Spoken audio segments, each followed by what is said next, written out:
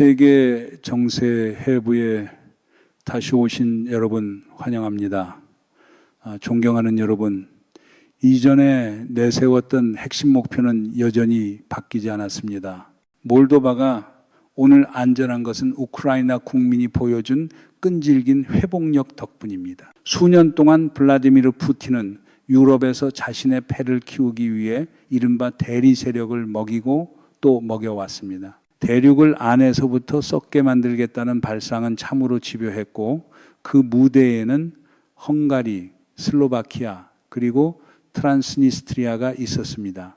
모두 크렘린의 손안에 들어있던 전략 카드였고 유럽의 심장부에 심어둔 트로이 목마였습니다. 그런데 이 트로이 목마들이 이름만 그럴듯하던 그 말들이 2022년 2월 이후 도미노처럼 하나씩 흔들리기 시작했습니다. 빅토르 오르반은 푸틴의 눈치를 보면서도 도널드 트럼프와 악수했고 유럽연합과의 새로운 동조를 만들어냈습니다. 슬로바키아에서는 반대 목소리가 조용히 사라졌고 그 틈을 비집고 들어오던 크렘린의 영향력도 증발하듯 옅어졌습니다. 푸틴이 그토록 공들여 키운 카드들이 이렇게 손에서 미끄러지는 장면은 마치 거창한 전략이 결국은 종이로 만든 성이었다는 고백처럼 보이기도 합니다. 이제 그 거대한 전략 지도에서 마지막 남은 요새 유럽의 한가운데에 남아있던 마지막 러시아 주둔지가 기묘할 만큼 무서운 침묵 속에서 무너지고 있습니다. 유럽의 마지막 균열이 봉인되는 순간 푸틴의 1500명 유령 군대는 평화유지군이라는 간판 아래 숨어 있다가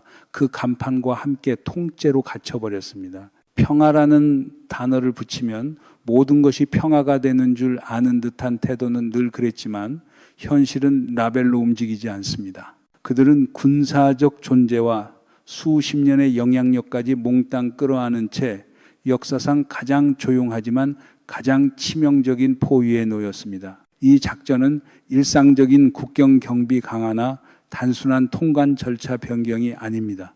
목표를 질식시키려는 전면적 고립 조치이며 군사 문헌에서 말하는 전면 압박에 가깝습니다. 2026년 1월 1일 자정 키이우와 키시노우 행정부는 전례 없는 수준으로 동시에 버튼을 눌렀고 트란스니스트리아를 말 그대로 문이 없는 상자로 만들어버렸습니다. 우크라이나는 트란스니스트리아와 맞닿은 450km의 국경을 통과 불가로 묘사되는 장벽으로 봉쇄했고 열화상 카메라와 동원된 국경 병력을 전면 배치했습니다. 동시에 몰도바는 서쪽의 관문을 잠갔으며 니스트루 강의 통과 지점을 국가가 엄격히 통제하기 시작했습니다. 이제 들어오는 모든 것은 우크라이나와 몰도바의 승인을 받아야 합니다. 누가 보면 문을 닫아 잠그는 게 이렇게까지 무서운 무기가 될 줄은 몰랐다고 하겠지만 전쟁에서 가장 잔혹한 순간은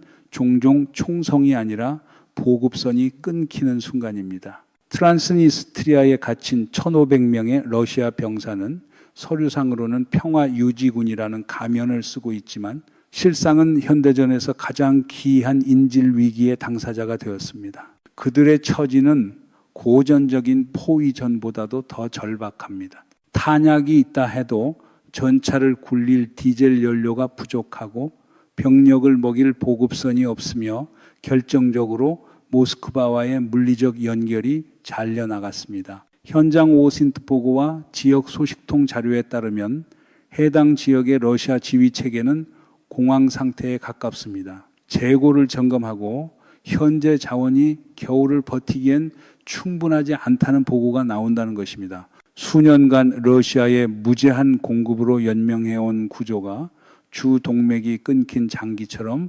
서서히 괴사하기 시작한 셈입니다. 그리고 이런 괴사는 언제나 조용히 진행되며 그래서 더 잔인합니다. 특히 2025년 초 우크라이나를 통한 러시아 천연가스 수송이 멈춘 뒤 트란스니스트리아의 에너지 안보도 함께 무너졌습니다. 푸틴의 장군들이 지도를 들여다보면 차가운 현실이 정면으로 다가옵니다. 그 병력을 구출하거나 증원할 물리적 방법이 없습니다. 몰도바와 우크라이나의 영공은 러시아 항공기에 닫혀 있고 위반은 방공체계의 정당한 표적이 될 수 있습니다. 육로로는 오데사 라인이 요새화되어 접근이 막혔습니다. 해상으로도 흑해의 러시아 해군은 이미 항구에 묶여 있습니다. 러시아가 뒷마당이라 부르며 수십 년 동안 유럽을 얼어붙은 분쟁지대로 위협해온 이 땅은 이제 러시아 병사들에게 야외 감옥이 되었습니다. 감옥이란 늘 그렇듯 들어갈 때는 명분이 거창해도 나올 때는 문이 없습니다. 회색 무역로, 밀수 경로, 비공식 보급소는 사실상 모두 지워졌습니다. 봉쇄의 기술적 측면을 보면 표적은 군인만이 아니라 지역의 경제 구조 전체입니다. 트란스니스트리아의 국가 구조는 러시아 보조군과 밀수에 전적으로 의존해 왔습니다. 그런데 키시너우의 새 관세법과 우크라이나의 국경 봉쇄가 맞물리면서 분리주의 행정부의 세금 징수, 급여 지급, 치안 유지 능력은 산산이 부서졌습니다. 러시아와 가까웠던 올리가리와 지역 실력자들은 탈출로를 찾고 있고 주둔지 내부의 기강 문제와 규율 붕괴 조짐도 새어나오기 시작했습니다. 평화 유지라는 말이 얼마나 공허한지 가장 먼저 드러나는 곳은 늘 급료가 끊긴 막사입니다. 이것은 싸워서 패배하는 장면이 아니라 그저 거기에서 기다리다가 무너지는 장면입니다. 총 한 발, 미사일 한 기 없이도 러시아의 동유럽 핵심 군사 거점은 보급의 목을 조르는 방식으로 무력화되고 있습니다. 물리적 붕괴는 더 큰 심리적 지진의 전조에 불과합니다. 트란스니스트리아의 1,500명에게 이것은 군사 임무가 아니라 불확실한 가택연금처럼 변했습니다. 그들은 모스크바가 자신들을 구할 능력이 없고 크렘린이 우크라이나 전선의 수렁에 빠져 있으며 자신들을 위해 두 번째 전선을 열 힘이 더는 없다는 사실을 누구보다 잘 압니다. 통신 경로로 흘러나온 정보에 따르면 주둔지의 사기는 붕괴 수준입니다. 군인에게 가장 두려운 것은 적과 싸우는 일이 아니라 적에게 둘러싸인 채 잊혀지는 일입니다. 지금 트란스니스트리아의 러시아 부대가 겪는 것은 바로 그 버려짐의 공포입니다. 그들은 푸틴의 전략 체스판에서 희생된 졸이 되었습니다. 거대한 제국의 수사 뒤에 남는 것이 이침이라면 그 수사는 결국 자신을 속인 것에 불과합니다. 파장은 막사에만 머물지 않습니다. 민간인과 지역 경제에는 파괴적인 쓰나미가 번지고 있습니다. 수년간 러시아가 지켜줄 것, 러시아가 가스를 줄 것이라는 약속에 달래져 왔던 사람들은 이제 차가운 라디에이터와 텅 빈 마트 진열대를 마주합니다. 가스 차단은 산업시설을 멈춰 세웠고 특히 몰도바 전력의 상당 부분을 공급하던 대형 발전소까지 타격을 받았습니다. 이 상황은 지역 주민에게 분명한 메시지를 던집니다. 러시아는 더 이상 보증인이 아닙니다. 러시아는 이제 침입니다. 주머니 속 러시아 여권은 난방이 되지 않고 크렘린의 선전은 배를 채워주지 못한다는 사실을 사람들은 쓰게 체감하고 있습니다. 더 넓게 보면 이번 봉쇄는 러시아의 동결 분쟁 전략이 실패했다는 신호입니다. 푸틴은 수십 년 동안 아파지아에서 오세티아, 돈바스에서 트란스니스트리아까지 분리주의 지역을 지렛대로 삼아 옛 소련권 국가들을 붙잡아 왔습니다. 하지만 우크라이나와 몰도바의 대담한 조치는 그 지렛대의 톱니를 부러뜨렸습니다. 트란스니스트리아는 더 이상 몰도바의 EU 가입을 막는 족쇄가 아니라 러시아의 약함을 전시하는 쇼윈도가 되었습니다. 이 파장은 코카서스에서 중앙아시아에 이르기까지 러시아의 보호 아래에 있던 다른 분리주의 지역에도 말합니다. 결정적인 날이 오면 크렘린은 당신을 지켜주지 못할 것이라고 말입니다. 이것은 러시아 제국주의관에 박히는 가장 구체적인 못들 중 하나입니다. 우크라이나에게도 이는 남부 측면, 안보 측면에서 결정적인 승리입니다. 오랫동안 오데사의 뒤통수를 찌를 수 있었던 단검은 이제 무뎌졌습니다. 우크라이나군은 트란스니스트리아 국경에 묶어두어야 했던 병력을 동부전선이나 더 중요한 지점으로 돌릴 여지를 얻었습니다. 이 지역을 이용해 몰도바에서 쿠데타를 시도하거나 우크라이나를 남쪽에서 포위하려던 러시아의 구상은 무너졌고 전략 주도권은 완전히 키이우와 키시노우로 넘어갔습니다. 이제 그곳의 러시아 군사 존재는 위협적인 전력이 아니라 생존을 위해 버티는 난민 집단처럼 변해가고 있습니다. 푸틴에게 이것은 단순한 군사 패배가 아니라 전면적인 체면 붕괴입니다. 그런데 크렘린을 괴롭히는 것은 보급 봉쇄만이 아닙니다. 진짜 악몽은 정치의 장에서 터져나왔습니다.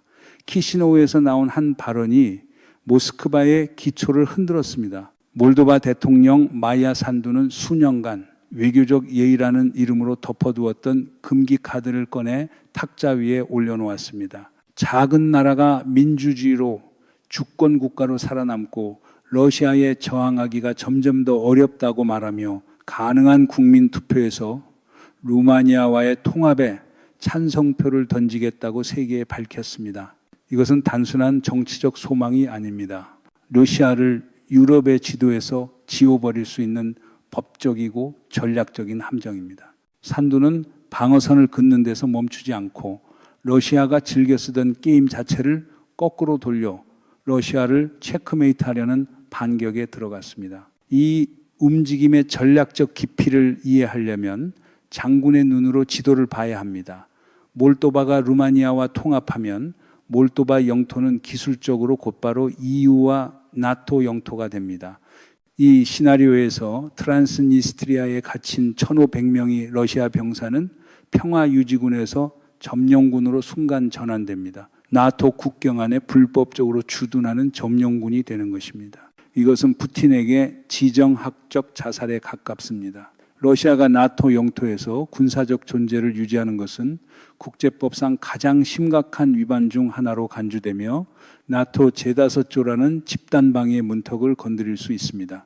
산두의 선택은 트란스니스트리아에서 러시아의 존재를 법적으로도 실질적으로도 무효하는 도화선에 불을 붙였습니다. 이 움직임에 대한 크렘린의 침묵은 사태의 중대함을 보여주는 가장 강한 증거입니다. 2026년 1월 12일 기준으로 모스크바는 이 봉쇄와 통합 수사에 대해 공식적인 강경 대응이나 위협을 거의 내놓지 못했습니다. 왜일까요? 쓸 카드가 없기 때문입니다. 우크라이나 전선의 수렁에서 군사력은 빨려나갔고 에너지 협박은 유럽이 가스밸브를 잠그면서 힘을 잃었고 선전은 폭격으로 무너진 도시들의 이미지 앞에서 러시아 세계라는 동화처럼 찢겨 나갔습니다. 오데사를 점령해 회랑을 열자는 식의 호전적 외침은 물류 현실과는 동떨어진 절규일 뿐입니다. 이 침묵은 전략이 아닙니다. 절망의 소리입니다.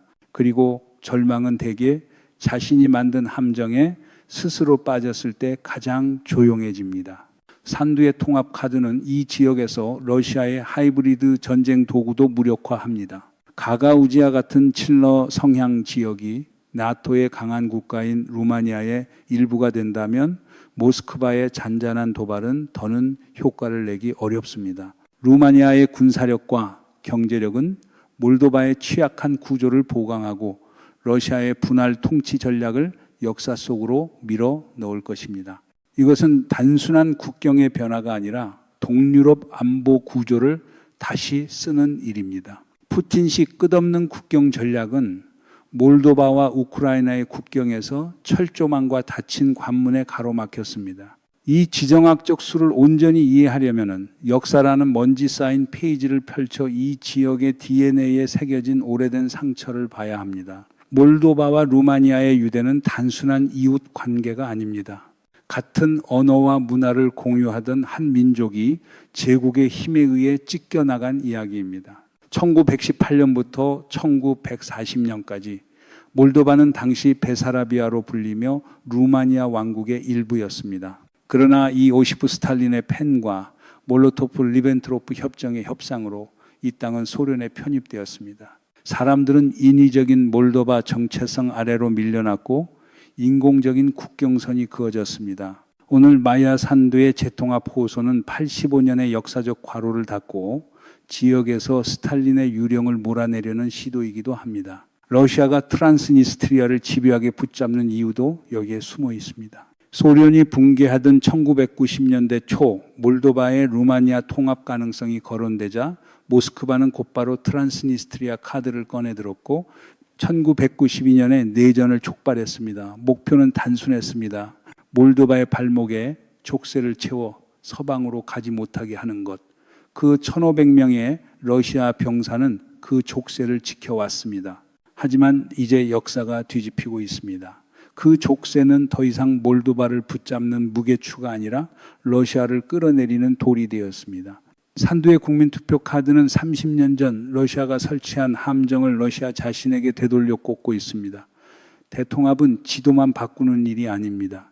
흑해 권역의 힘의 균형을 근본적으로 재편하는 일입니다. 2010년에 논의되는 이 시나리오는 러시아의 근접 해외 교리의 심장을 겨누는 단검입니다. 이 통합이 현실이 되면 러시아는 군사기지 하나를 잃는 것이 아니라 300년짜리 제국의 꿈을 함께 잃게 됩니다. 프루트 강양 안의 통합은 러시아의 영향권이 발칸과 중부 유럽으로 뻗어가던 연결을 끊어내는 일이며, 푸틴이 러시아 땅을 모은 지도자가 아니라 러시아의 영향권을 잃어버린 지도자로 역사책에 남을 것임을 가장 구체적으로 보여줍니다. 역사는 때로 느리게 흐르지만 방향을 바꾸는 순간에는 제국조차 휩쓸어 버립니다. 지금 흐름은 모스크바를 거슬러 부쿠레스티와 키시노우 쪽으로 멈출 수 없이 빨라지고 있습니다. 한때 크렘린의 난공불락 요새로 유럽의 심장에 꽂힌 러시아의 창끝으로 여겨졌던 트란스니스트리아는 이제 버려진 유령선에 불과합니다. 모스크바의 그 오만한 침묵은 사실 다가오는 끝을 인정하는 소리입니다. 푸틴이 약속하던 안전과 안정은 드니에스트르 강가에서 우크라이나의 계단에서 무너졌던 것처럼 또 무너졌습니다. 그날 밤 봉인된 국경은 병사의 통행만 막은 것이 아닙니다. 한 시대의 통로를 닫아버린 상징입니다. 이제 유럽에서 러시아의 경계는 전차가 멈추는 곳이 아니라 서방의 결의가 시작되는 곳에서 끝납니다. 그리고 크렘린이 가장 두려워하던 결말이 현실이 되었습니다. 압박은 굴복이 아니라 단결을 낳았습니다. 포위된 1,500명은 결국 러시아의 지역 야망이 만든 인질입니다. 산두의 대담한 한수와 우크라이나의 단단한 봉쇄 사이에서 마지막 요새는 무너졌습니다. 지도는 영원히 바뀌었습니다. 메시지는 명확하고 단호하며 되돌릴 수 없습니다. 점령은 끝났습니다. 더는 도망칠 곳도 숨을 항구도 없습니다. 전쟁은 러시아의 문 앞에 온 것이 아니라 러시아의 집 자체를 빼앗아 버렸습니다. 여기까지 오늘 제 프로그램은 잠시 멈추겠습니다. 저는 여러분의 댓글과 의견을 늘 기다리고 있습니다. 안녕히 계십시오. 다음에 다시 찾아뵙겠습니다.